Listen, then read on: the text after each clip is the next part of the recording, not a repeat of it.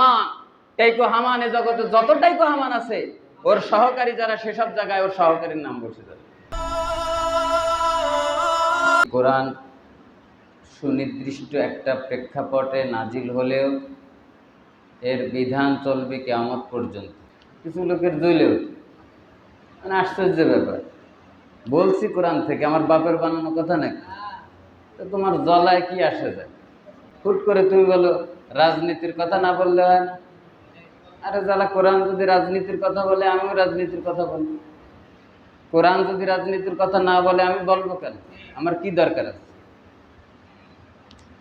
তো এই জ্বালাপোড়া যাদের আছে, এ সম্পর্কে আল্লাহ তাআলা কিছু কোরআনে বলেননি বোধহয়, নাকি বলেছে? বলেছে। এজন্য মুমিন তিনি মনে করেন যে পৃথিবীতে তিনি অল্প সময়ের জন্য এসেছেন, চলে যাবেন। মুমিন তার আল্লাহর সাথে সাক্ষাতের জন্য তৈরি আছে। আর যে বেঈমান, মুনাফিক, এই পৃথিবীতে সে মনে করছে লুটপাট করে খাইতে এসে আজীবন বাঁচবে, সে কোরআনকে ডিনাই করে। কথা বুঝতে পেরেছি? এজন্য প্রত্যেকটা পয়েন্ট ধরে ধরে আল্লাহ তাআলা কোরআনে বর্ণনা করেছে। আশ্চর্যের ব্যাপার হলো, আমরা বিভিন্ন ইস্যু যখন সামনে আসে, তো যদি মনে মনে ভাবি এ বিষয়েও কি আল্লাহ কোরআনে বলেছেন, তো আল্লাহ তাআলা সেই আয়াত সামনে এনে দেয়। সুবহানাল্লাহ। গত জুমায় ফিলিং দেখে বিসি আউটের ব্যাপারে কেমনে আয়াত মিলে গেল আমি জানি না। আবার সত্যের অস্বীকারী, সত্যকে যারা সাক্ষ্য দিতে চায় না, সত্যকে যারা অসত্য বলে প্রমাণ করতে চায়, আমার কানে আসে, বাজারঘাটে আলোচনা হয় যে এগুলো সত্য নাকি, নাউজুবিল্লাহ বলে না, তো ভাবি এদের কথা কি আছে নাকি? তা আলহামদুলিল্লাহ, এদের ব্যাপারে আছে তো আছে। এদের ব্যাপারে প্রয়োজনে বয়কটের ডাক দিতে হবে, তাও আছে। তাবুকের যুদ্ধে যাদের হৃদয় একটু বক্রতা তৈরি হয়েছিল, যাবে না একটা মনোভাব, তারা পাপী নন, তারা সাহাবী, কিন্তু একটু বক্রতা তৈরি করেছিল। সত্য ন্যায়ের পথে তারা সংগ্রামের জন্য ঝাঁপায় পড়তে দেরি করছে, তা আল্লাহ তাআলা তাদের 50 দিনের বয়কটের ডাক দিয়েছে। আমরা এদেরকে আজীবনের জন্য প্রয়োজনে বয়কটের ডাক দেব। সত্যকে সত্য বলে স্বীকার করতে হবে, আল্লাহর কাছে তওবা করতে হবে, মানুষের কাছে ক্ষমা পাবা। আর বসে বসে কুসুর মুসুর করবা, প্রয়োজনে বয়কটের ডাক দেব। এটা কি আমার সিদ্ধান্ত না কোরআনের সিদ্ধান্ত? 50 দিনের বয়কটের পরে আল্লাহ তাআলা দেখেন যে তারা এমনভাবে তওবা করেছেন, তা আল্লাহ তাআলা তাদেরকে ক্ষমা করে দিলেন। তোমাদের জন্য তো ক্ষমার দরজা ছিল, কিন্তু তোমরা এখনো এই থেকে কিয়ামত পর্যন্ত ফিলিং দ্য গ্যাপ রেখেছেন।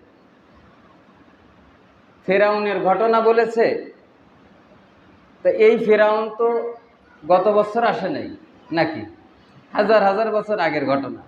এই সময় মুহাম্মদুর রাসূলুল্লাহ সর্বশেষ নবীর উম্মতের পরে দিয়ে নাজিল হয়েছে। এটা বেহুদা কাজ না নাকি? কথা বোঝাতে পারলাম না। সে সময় ঘটনা আমাদের দরকার কি? তাইলে ওই ঘটনা আমাদের প্রয়োজন। মানে ওই ঘটনাটা বলছে, উদ্দেশ্য হচ্ছে ফেরাউন যেমন স্বৈরাচার ছিল, এ জগতেও যখন স্বৈরাচার এই একই আচরণ করবে, তখন ওই ফেরাউনের জায়গার থেকে ফেরাউন আউটে ওর নামটা বসাই দিয়ে বললেই তো হয়ে গেল। কথা বোঝেন নাই? উদ্দেশ্য যদি কিয়ামত পর্যন্ত কোরআনের উদ্দেশ্য ঠিক থাকে, তাহলে ফেরাউনের জায়গায় শুধু তাদের নামটা বসে যাবে, আলোচনা সব ঠিক থাকবে। কথা বুঝাতে পারলাম কিনা?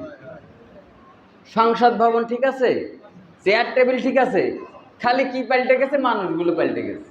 সেই মন্ত্রণালয়গুলো ঠিক আছে, স্বাস্থ্য মন্ত্রণালয়, শিক্ষা মন্ত্রণালয়, পররাষ্ট্র মন্ত্রণালয়ের জায়গা আছে, মানুষগুলো শুধু পরিবর্তন হয়ে গেছে। কথা বলেন ঠিক কিনা? এই জন্য সবকিছু ঠিক থাকবে, কোরআনের আয়াত ঠিক থাকবে, ফেরাউনের জায়গায় শুধু নামটা পরিবর্তন হয়ে যাবে। নামটা কি হবে আপনারা বলেন? জানি এখন আপনাদের ভয় বোধহয় কাটে নাই, নাম বলতে এখন অনেকে সাহস পাবে না। স্বৈরাচারের নাম, স্বৈরাচার ওই ইসের জায়গায় ফেরাউনের বদলে ওখানে হয়ে যাবে। আর ওর পরামর্শদাতা হামান, টাইকো হামান এ জগতে যত টাইকো হামান আছে, ওর সহকারী যারা সেসব জায়গায় ওর সহকারীর নাম বসে যাবে। কথা বলেন ঠিক কিনা? এরা না, কিয়ামত পর্যন্ত যারা আসবে তাদেরই মন্ত্রণালয় ঠিক থাকবে, শুধু নাম পরিবর্তন হয়ে যাবে। এইবার কথা বুঝে আসছে? তাহলে হাজার বছরের আগের কাহিনী কেন দিল বলেন? এইবার 1000 বছরের আগের কাহিনী এই জন্য দিছে, 1000 বছরের আগের স্বৈরাচার কিয়ামত পর্যন্ত বারংবার বিভিন্ন রূপে আসবে। কথা বলে, বিভিন্ন রূপে স্বৈরাচাররা আসবে, তখন শুধু নাম পরিবর্তন করে দিলেই কোরআনের আলোচনাটা ঠিক থাকবে।